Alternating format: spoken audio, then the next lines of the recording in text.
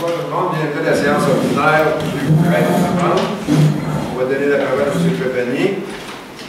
Nous, membres du Conseil municipal de Sainte-Christine-d'Auvergne, nous nous engageons à agir avec honnêteté et intégrité, dans le respect des lois qui nous gouvernent et à prendre des décisions en toute impartialité pour les intérêts des citoyens et citoyennes de Sainte-Christine-d'Auvergne, tout en assurant une saine gestion de la municipalité et de son développement.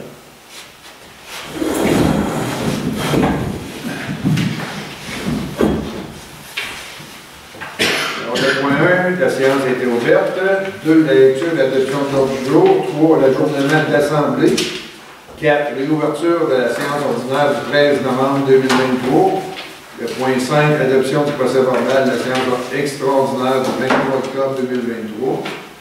Le point 6, réponse aux questions laissées en suspens. 7, première période de questions pour les gens qui doivent quitter. 8, adoption des comptes payés et à payer. 9, nomination du pro-maire. 10, dépôt de la déclaration des intérêts pécuniaires des élus. 11, dépôt du sommaire du rôle triennal pour le deuxième exercice financier. Le point 12, c'est le dépôt des états comparatifs des revenus et des dépenses. 13, date de l'adoption des prévisions budgétaires 2024 et du programme triennal de mobilisation 2024-2025-2026. 14, l'adoption du PTI en rapport avec la Régie régionale de gestion des matières résiduelles de Portneuf.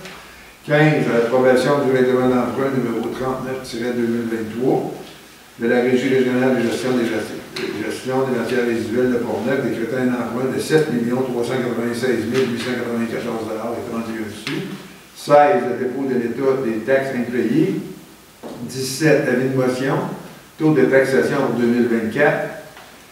18, modification de la politique administrative concernant les règles de gouvernance en matière de protection des renseignements personnels de la municipalité de Sainte-Christine-d'Auvergne. 19, demande d'aide financière de l'Association des propriétaires de la rue du Cap. Le point 20, c'est renouvellement de l'adhésion à la FQM. 21, adoption du règlement numéro 283-23, modifier le règlement relatif à l'administration des règlements d'urbanisme numéro 183-14, ainsi que le règlement de construction numéro 184-14, afin d'assujettir les bâtiments préfabriqués à une certification ou un rapport de professionnel compétent. 22, garage implanté dans la bande de protection à la base d'un talus sur une propriété localisée aux 2 rue des Maisons. On fait référence au lot numéro 4 909 846. Le point 23, demande de modification au règlement d'urbanisme visant à autoriser la sériculture à l'intérieur de la zone résidentielle de villégiature RV2. Le point 24, c'est demande de subvention en rapport avec le programme d'emploi d'été Canada 2024. 25, c'est le retrait de l'intérêt de la municipalité de Sainte-Christine-d'Auvergne pour l'acquisition d'églises. 26, adoption du budget 2024 et du programme triennal de mobilisation 2024-25-26 de la Régie portneuvoise de protection incendie répit. 27, ajout à la séance ordinaire du 13 novembre 2023. 28, correspondance. 29, point d'information. 30, période de questions et réponses des citoyens. Et 31, levée de l'Assemblée. M. Pocket en fait la proposition.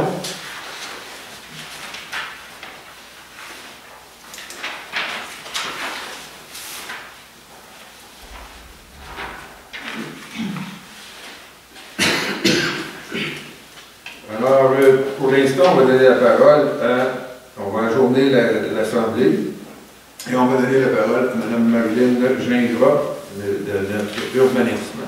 Je vais proposer l'ajournement. L'ajournement, oui.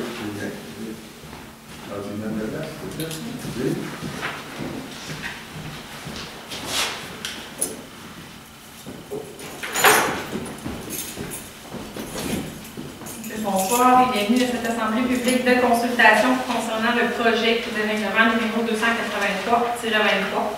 Donc, le résumé du projet de règlement va vous être présenté et par la suite, il y aura une période de questions.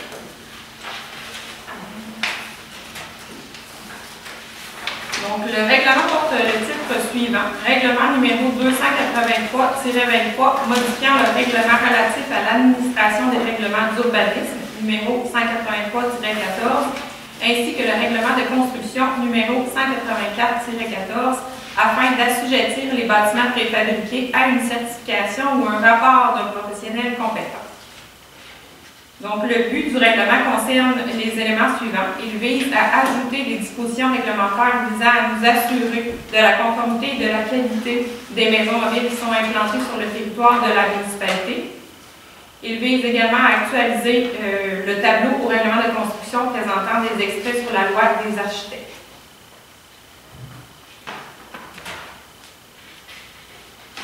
Voici les modifications qui sont apportées au règlement relatif à l'administration des règlements d'urbanisme. Donc, dans le cadre d'un permis de construction relatif à l'implantation d'une maison mobile, le requérant devra, en plus des renseignements qui sont déjà exigés par ce règlement, fournir les informations suivantes. Donc, il devra fournir une preuve de certification à l'effet que la maison mobile est certifiée par l'Association canadienne de normalisation lorsque le bâtiment est âgé de 10 ans et moins. Lorsque la maison mobile est âgée de plus de 10 ans, le requérant devra fournir un rapport signé par un professionnel compétent attestant que la structure de la maison mobile est conforme, sécuritaire et que le bâtiment est en bon état général. Lorsque le rapport requis au paragraphe précédent, donc pour une maison mobile âgée de plus de 10 ans, donc quand le rapport mentionne que des réparations sont nécessaires ou des modifications correctives sont nécessaires à l'endroit de la maison mobile, le requérant devra fournir un engagement écrit à l'effet qu'il s'engage à effectuer les travaux qui sont recommandés par le professionnel.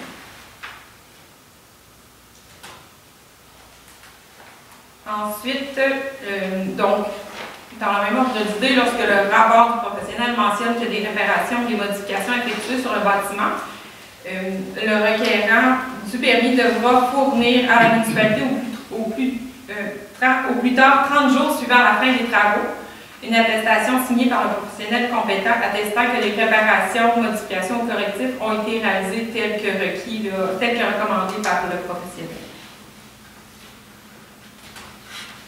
Et finalement, la modification qui est effectuée au règlement de construction, c'est un encadré qui se retrouve à la section 3.2 du règlement de construction qui édicte un extrait de la loi sur les architectes qui est actualisé en raison de modifications qui a été apportée à cette loi. Et il y a également une modification qui est effectuée à la section 3.3 du règlement de construction, en fait à des fins de concordance avec les modifications qui sont apportées au règlement administratif qu'on a vu précédemment. Donc c'est un projet de règlement qui ne contient pas de dispositions propres à un règlement susceptible d'approbation référendaire. Donc, il n'y aura pas il n'y aura pas d'avis public qui permet aux gens de faire une demande de participation référendaire. Là, on est rendu à la période de questions.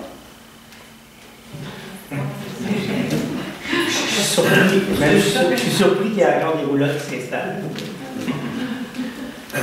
Alors, merci.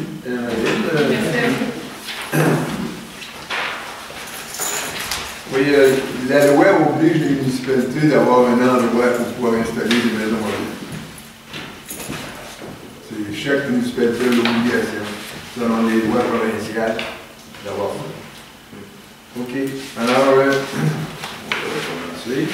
Alors, nous sommes rendus à la réouverture de la séance ordinaire du 13 novembre 2023, qui est donc proposée et résolue que la séance ordinaire du 13 novembre, qui a été ajournée pour tenir la consultation publique portant sur le projet de règlement 283-23, soit réouverte à 20h09. Je propose. Madame Chéneau, merci.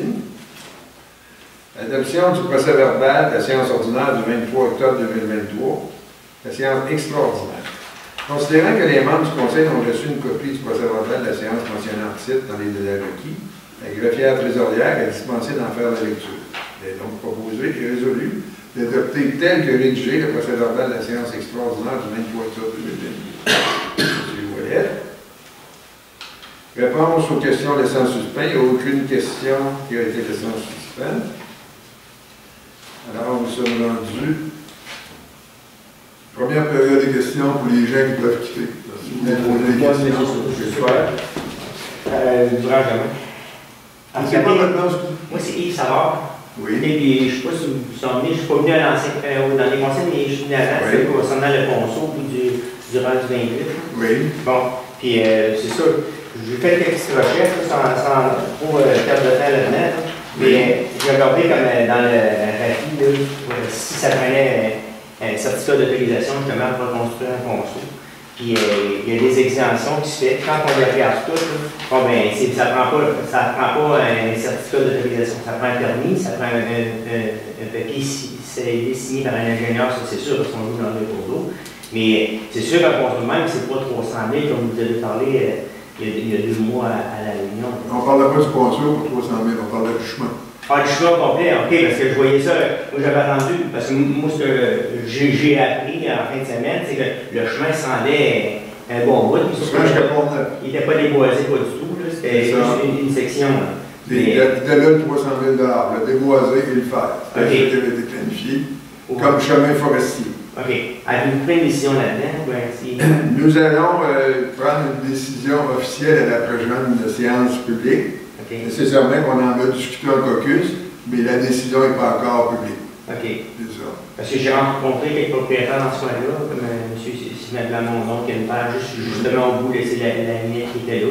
Puis les autres, ils disaient qu'ils étaient prêts à participer aux travaux qui allaient se faire en celui-là, mais il n'y avait pas eu il attendait encore des nouvelles de la ville de ce côté-là. C'est pour ça, puis moi, comme je vous ai dit, moi, c'est les seuls accès qu'on peut avoir sur les lots qui est dans ce coin-là, à moins d'aller en cours, c'est ce rue-là qui peut être aménagé.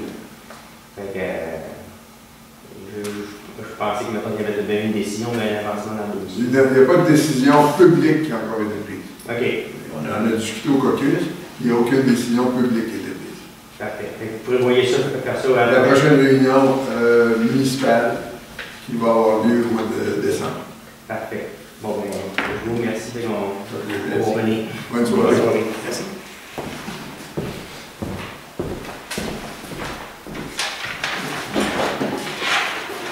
Alors, nous sommes rendus au point 8. Adoption des comptes payés et à payer. Il est proposé et résolu d'autoriser le paiement des comptes selon la liste déposée datée du 31 octobre 2023 au montant de 90 549,82 $, et des comptes déjà payés durant le mois d'octobre au montant de 103 639,56 $. Monsieur Leclerc. Tous ces documents-là sont en tout temps disponibles sur demande de consultation. Nomination du gros-maire. Considérant que le mandat de la pro-maire, Mme Sylvie Duchesneau, se termine le 20 novembre 2023, il est proposé résolu de nommer M. Marc Ouellette en tant que pro-maire pour la période du 20 novembre 2023 au 20 juillet 2024. Qu'il y ait donc 4 signataires au compte bancaire de la municipalité, soit le maire, Raymond Francaire, le pro-maire, Marc Ouellette, Mme Mélanie Bourgeois, directrice générale et greffière trésorière par intérim, et Mme Rosalie Perron, trésorière adjointe. 2 signatures seront requises pour les chèques, soit celle du maire ou du pro-maire, et celle de la directrice générale par intérim ou de la trésorière adjointe. Monsieur Lausier.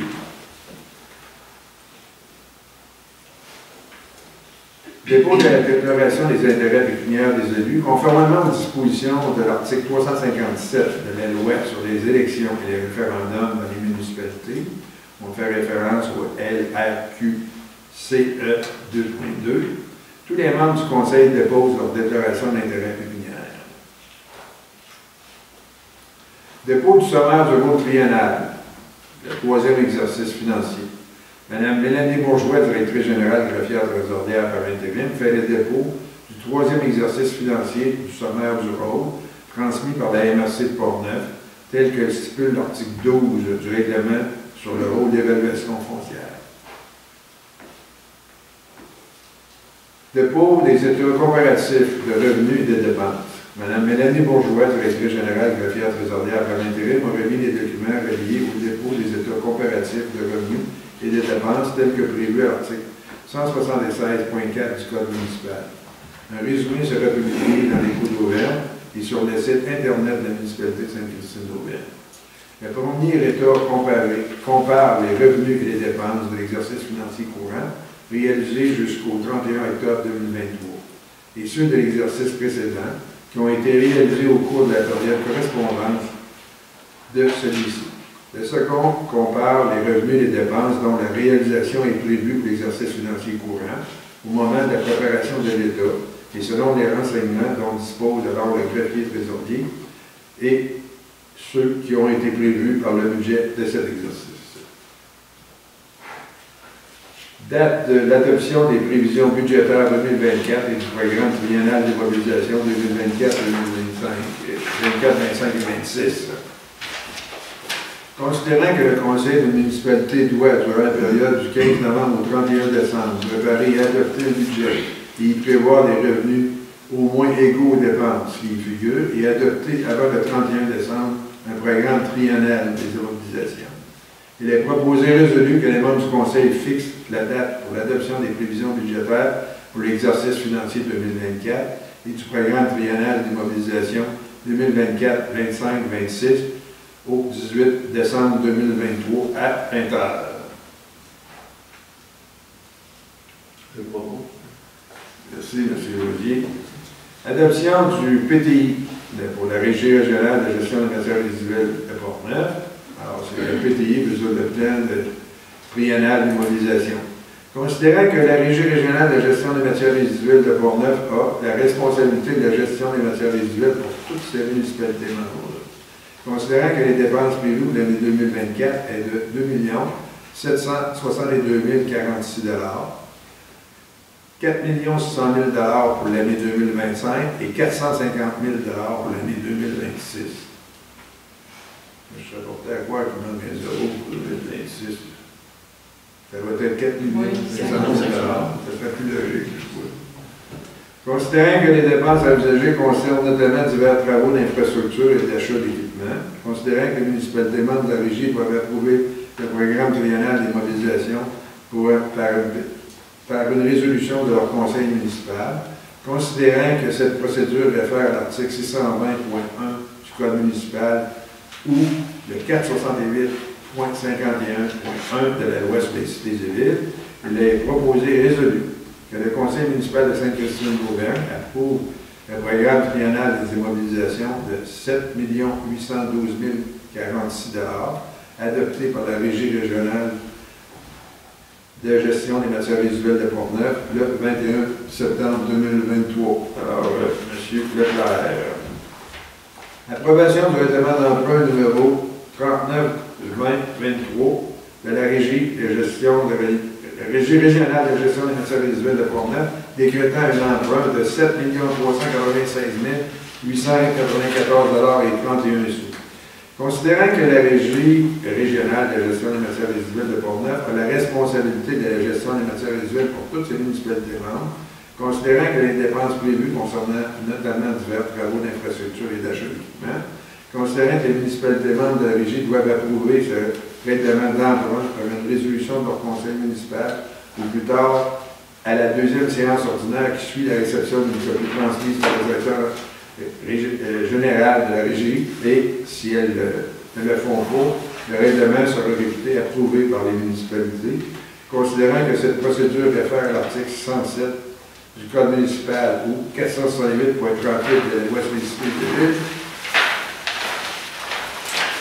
considérant que l'approbation de ce règlement d'emprunt est également soumise à la procédure suivante, avis public aux contribuables du territoire de chacune des municipalités au profit desquelles la dépense est effectuée, les avisant qu'ils ont un délai de 30 jours pour demander à la ministre des Affaires municipales et de l'Habitation de soumettre ce règlement à l'approbation des personnes habiles à voter de chacune des municipalités. 2. Approbation du règlement par la ministre des Affaires municipales et de l'Habitation. En conséquence, il est proposé et résolu que le conseil municipal de Sainte-Christine-d'Auvergne approuve le règlement d'emprunt numéro 39-2023 de 7 396 894 $ et 31 sous, adopté par la Régie régionale de gestion des matières résiduelles de Portneuf le 19 octobre 2023. M. Wallet. Dépôt de l'état des taxes impayées. Mme Mélanie Bourgeois, directrice générale et greffière présidentielle par intérim, dépose au Conseil l'État mentionnant le nom des personnes endettées envers la municipalité pour taxes municipales.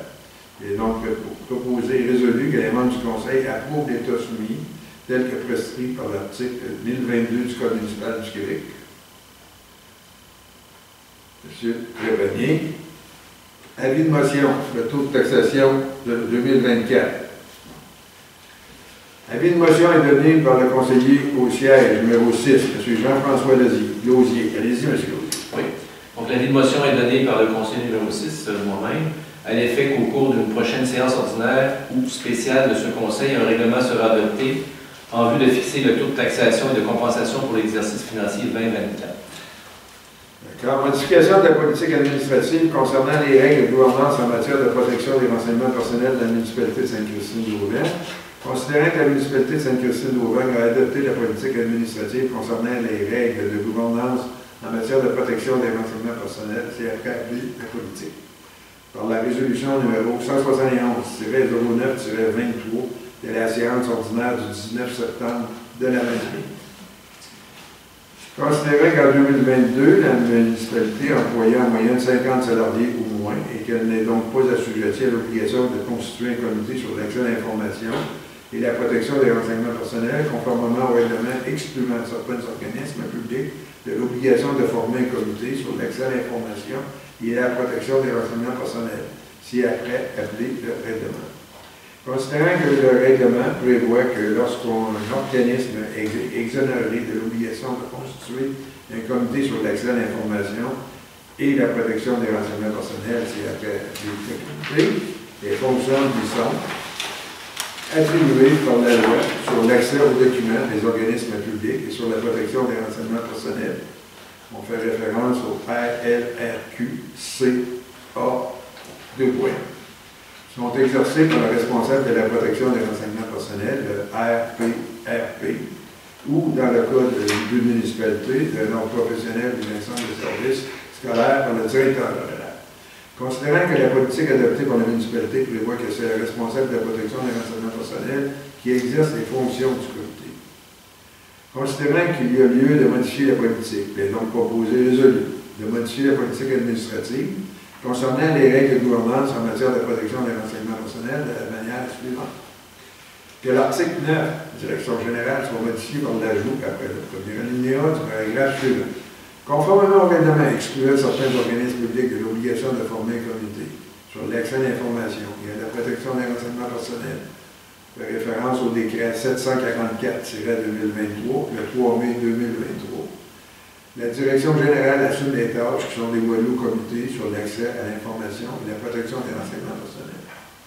Au point A, définir et approuver les règles de gouvernance en matière de protection des renseignements personnels, le PRP, au sein de la municipalité.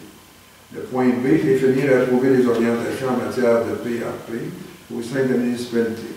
En C, formuler des avis sur des initiatives d'acquisition, de déploiement et de réforme des systèmes d'information de toute nouvelle prestation électronique de services de la municipalité nécessitant la collecte, l'utilisation, la conservation, la communication des tiers ou la destruction des RP. Et ce, tant au moment de la mise en place de ces initiatives que lors de toute modification à celle-ci. Deuxièmement, que l'article 10, responsable de la protection des renseignements personnels, soit remplacé par le suivant. Alors, l'article X, 10, responsable de la protection des renseignements personnels, le responsable de la protection des renseignements personnels, RPRP, en collaboration avec le RAD, contribue à assurer une saine gestion de la PRP au sein de la municipalité. Il soutient le conseil, la direction générale et l'ensemble du personnel de la municipalité dans la mise en œuvre de la présente politique. Notamment, le RPRP s'assure, en A, de définir, en collaboration avec la direction générale, les orientations en matière de PRP au sein de la municipalité. B, déterminer la nature des renseignements personnels, RP, devant être collectés par les différents services de la municipalité, leur conservation, leur communication à des tiers et leur destruction. En C, suggérer les adaptations nécessaires en cas de modification de la loi sur l'accès à ces renseignements afférents ou à l'interprétation des tribunaux, le cas échéant. En D, planifier et assurer en collaboration avec la direction générale la réalisation des activités de formation des employés de la municipalité en matière de PRP. En E, formuler à la direction générale des avis sur des initiatives d'acquisition, de déploiement et de réforme des systèmes d'information de toute nouvelle prestation électronique de services de la municipalité nécessitant la collecte, l'utilisation, la conservation, la communication des tiers ou la destruction des RP.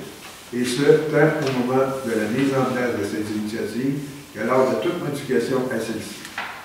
En F, formuler des avis sur des mesures particulières à respecter quant au sondage, collecte ou utilise des RP, ou encore en matière de vidéosurveillance. G, veiller à ce que la municipalité connaisse les orientations, les directives et les décisions formulées par la Commission d'accès à l'information, le CAI, en matière de PRP. H, évaluer en collaboration avec la directrice générale le niveau de PRP au sein de la municipalité. I, recommander aux greffiers et trésoriers, aux greffières ou greffiers, de procéder à l'anonymisation de RP au lieu et place de la destruction de RP qui n'est plus utile à la municipalité. J, faire rapport au Conseil et à la Direction générale sur une base annuelle quant à l'application de la présente politique. Il y a un délai à adopter selon les besoins de la municipalité. Troisièmement, que l'article 17, acquisition, développement ou refonte d'un système d'information ou de prestations électroniques, soit modifié de façon que l'expression le RPRP soit remplacée par l'expression la Direction générale. Voilà. Monsieur Lausier, en fait, la proposition. Une demande d'aide financière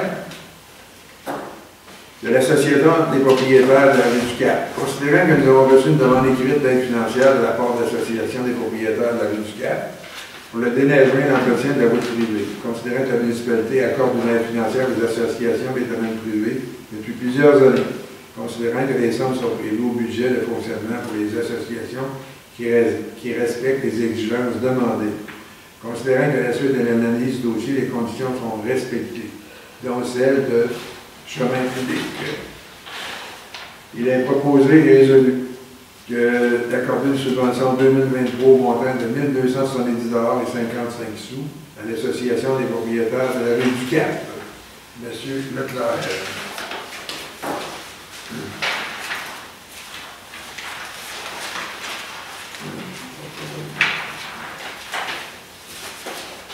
Le renouvellement de l'adhésion de la RQM est proposé par et résolu que les membres du Conseil autorisent le renouvellement de la cotisation annuelle de la Fédération québécoise des municipalités, la RQM, pour la somme de 1 381 et 46 sous, taxes incluses.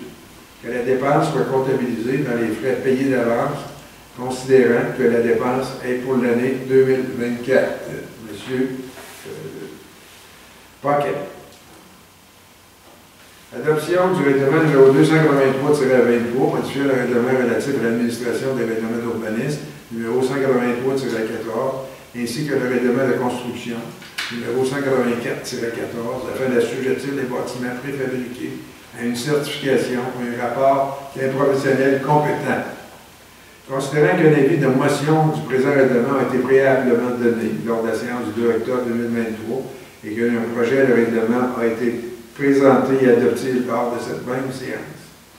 Considérant que l'Assemblée publique de consultation a été tenue ce soir, le 13 novembre 2023, considérant qu'une copie du règlement a été remise à tous les membres du Conseil au moins 2 jours avant la séance et que tous les membres présents déclarent l'avoir lu et renoncent à sa lecture, en conséquence, il est proposé et résolu que les membres du Conseil adoptent le règlement numéro 283-23, modifiant le règlement relatif à l'administration des règlements d'urbanisme numéro 183-14, ainsi que le règlement de construction numéro 184-14, afin d'assujettir les bâtiments préfabriqués à une certification ou à un rapport d'un professionnel compétent. M. Paquet.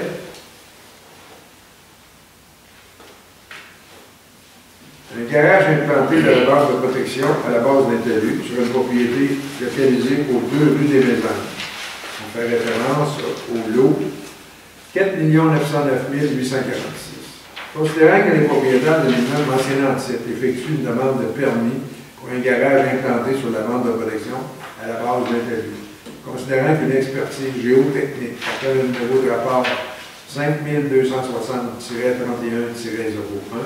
réalisé par les laboratoires d'expertise de Québec Limité, signé par messieurs Kevin Simard et Raymond Junot, ingénieurs et répondant aux exigences du tableau 17-2 du règlement de zonage numéro 186-14 a été déposé par les demandeurs.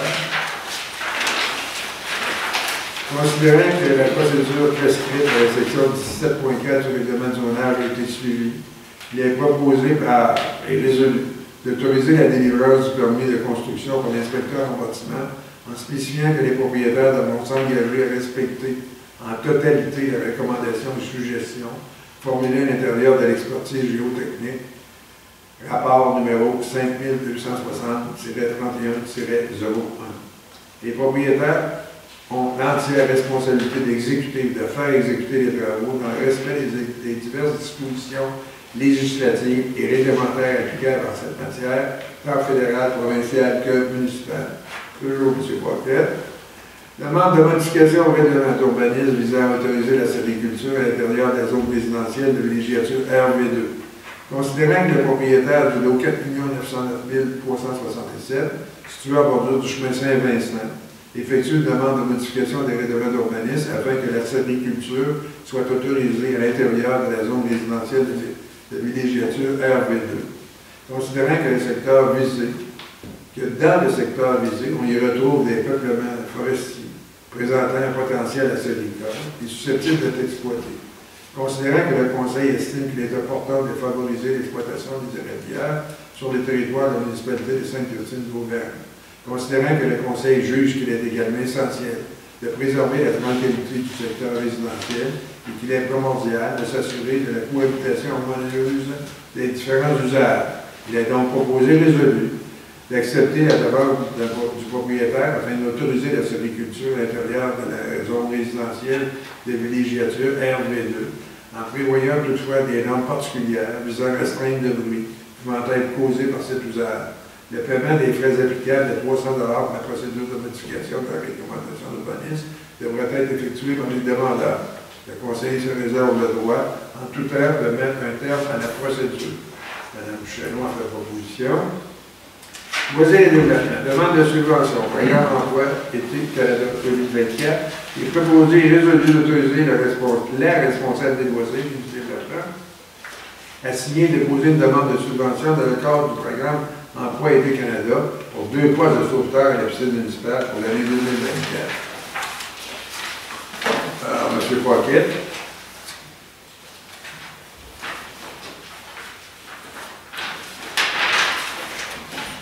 Retrait de l'intérêt de la municipalité de Sainte-Christine d'Auvergne. Considérant que la municipalité ne désire plus acquérir les billes, d'ailleurs, elle n'a jamais désiré de l'acquérir. Elle a regardé, mais elle n'a jamais désiré de l'acquérir. Il est proposé résolu que la municipalité confirme à la Fabrique du Nord qu'elle retire son intérêt pour l'acquisition de l'église de Sainte-Christine d'Auvergne. M. Leclerc.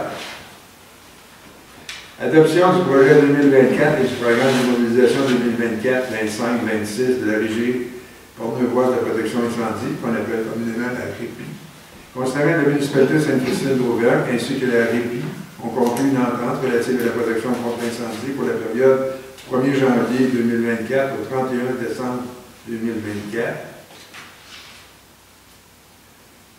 Considérant que tous les membres du Conseil ont pris connaissance du budget 2024 ainsi que du programme d'immobilisation 2024-25-26 émis par le service incendie, considérant que le budget et le programme d'immobilisation correspondent à l'entente convenue en novembre 2023, il est proposé et résolu que les membres du Conseil adoptent le budget 2024 ainsi que le programme d'immobilisation 2024-25-26 de la Régie porte-voix de la protection incendie qu'on appelle communément la répit. Considérant que la municipalité de Sainte-Christine-d'Auvergne est copropriétaire de la répit, il est proposé résolu que les membres du Conseil adoptent le budget 2024 ainsi que le programme de mobilisation 2024-25-26 de la Régie pour le devoir de protection incendie et répit. Madame Duchesneau. Ajout à la séance ordinaire du 13 novembre, les personnes qui ont ajouté un point pour la séance. Correspondance, c'est pour le rouge de. Si vous désirez obtenir une correspondance, veuillez s'il vous plaît faire parvenir un courriel à Mme Mélanie Bourgeois mentionnant le numéro de la dite correspondance à l'adresse suivante, direction@sca.québec. On fait référence à la C21-23, qui est la table de concertation des années de Courneuve. On fait en rapport avec le rapport annuel 2022-2023. Alors maintenant, les points d'information, le comité de la voirie des travaux publics, M. Paquette. Bonsoir, merci M. le maire. Alors, les travaux de rechargement des accotements seront réalisés cette semaine à Saint-Jacques.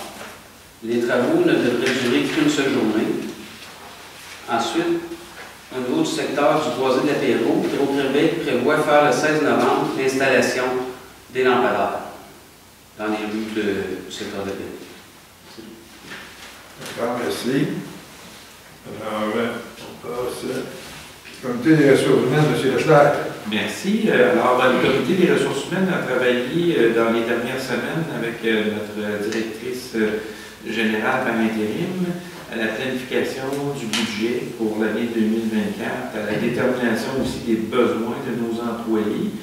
Et bien sûr, on est en processus d'analyser aussi nos besoins opérationnels de notre administration et de nos travaux publics. On peut dire aussi que les employés ont participé activement à l'exercice afin de mieux cerner leurs besoins. Alors, on peut dire un grand merci à notre directrice générale par intérim, à nos employés aussi qui nous aident dans cette démarche-là, et aussi un remerciement spécial à Sylvie qui prend du temps pour rencontrer les employés à la municipalité. Donc, merci beaucoup, Sylvie. Avec plaisir. Ah, merci. Comité des loisirs, M. Dépanier. Alors, Mme Duchesneau pour l'embellissement. L'embellissement, hein? C'est important. On venait de vous remercier. Les préparatifs d'automne afin de fermer définitivement le jardin, le système d'irrigation et les plates-bandes se sont bien déroulés. On ne ferme pas les plates-bandes, hein? On va s'entendre. On a fait ce qu'il fallait, là. On a nettoyé le tout. Les citoyens et les bacs à fleurs ont été ramassés également le lendemain de la fête d'Halloween et nous avons reçu de bons commentaires de la part des citoyens quant aux décorations qui ont été mises en place cette année. La Corporation des fleurons du Québec, comme je vous ai déjà mentionné, a procédé le 2 novembre dernier au 18e dévoilement de la classification horticole des municipalités évaluée en 2023. La municipalité de Sainte-Christine-d'Auvergne a su conserver ses 3 fleurons grâce aux efforts constants au cours des 3 dernières années, tout en augmentant son pointage final. Félicitations à nos bénévoles, employés et aux membres qui participent au comité embellissement, qui travaillent à chaque année à déterminer les fleurs qui vont être installées et à effectuer le travail nécessaire. Alors, merci à tout ce beau monde-là. Merci. Alors, nous sommes rendus au loisir. Merci, M. Dépanier. Merci. Donc, le grand gagnant du concours de dessin d'Halloween 2023, on tient à féliciter Coralie Vézina ainsi que Léonie de la galerie La Canopée qui se sont mérité une maison en chocolat et beaucoup de bonbons grâce à leur beau dessin dans le cadre du concours d'Halloween. Merci à la trentaine d'enfants qui ont participé. La programmation des loisirs d'hiver 2024, nous allons offrir dès la mi-janvier des cours de HIIT, step, abdominaux, fessiers et spinning. La publicité sortira dès la semaine prochaine avec toutes les informations concernant ces cours. Merci. Nous sommes rendus au développement, M. Lausier. Oui, merci, M. le maire. Donc, reprise de la journée de la culture. On vous invite à vous joindre à nous pour la création d'une mosaïque aux couleurs de Sainte-Christine-d'Auvergne qui sera affichée dans les locaux municipaux par la suite. L'activité aura lieu le samedi 18 novembre prochain, 9h30 à 16h. Vous pouvez passer à l'heure de votre choix et rester le temps que vous le désirez. Même si l'activité est gratuite, on vous demande de vous inscrire quand même. On vous attend en grand nombre, en famille ou entre amis. Vos enfants sont les bienvenus. Ensuite, une activité avec le Père Noël, l'arrivée du Père Noël en tant que tel. Nous recevrons encore cette année la grande visite du Père Noël du Pôle Nord. Oui. Vendredi le 8 décembre prochain, le Père Noël fera son apparition en carriole pour 19h devant l'hôtel de ville. Les tours en carriole seront disponibles de 19h à 20h30. Mickey Mouse sera accompagné d'un lutin coquin pour offrir de la barbe à papa aux enfants en attendant leur cadeau. Alors, il est important de vous inscrire pour s'assurer d'avoir un cadeau. Contactez Mme Isabelle Genois au loisir. Ensuite, une dernière information. Le Salon des artisans aura lieu encore cette année, le Salon des artisans dans la salle communautaire en même temps que l'arrivée du Père Noël. Nous aurons plus d'une dizaine d'exposants de la région qui vous offriront une belle variété de créations pour remplir vos bonnes Noël. Venez encourager.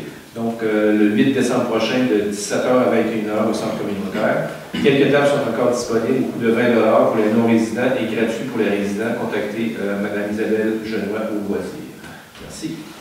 C'est Mme Chéneau pour le politique famille des Indiens. Oui, merci.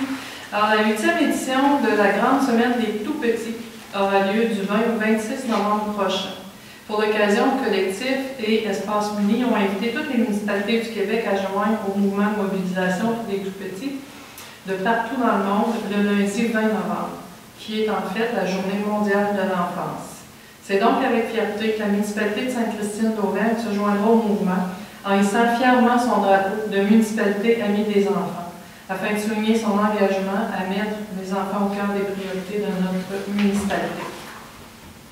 Merci. Alors, M. Ouellet, comité incendie et sécurité civile.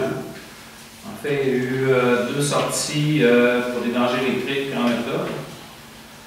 Je donne une nouvelle information parce qu'avant, on s'en tenait juste aux sorties. Mais là, j'ai demandé le temps de travail, en fait. À partir du moment que les pompiers quittent et qu'ils reviennent, c'est 27 minutes dans le premier cas et 21 dans le deuxième. Je pense que c'est quand même très bien.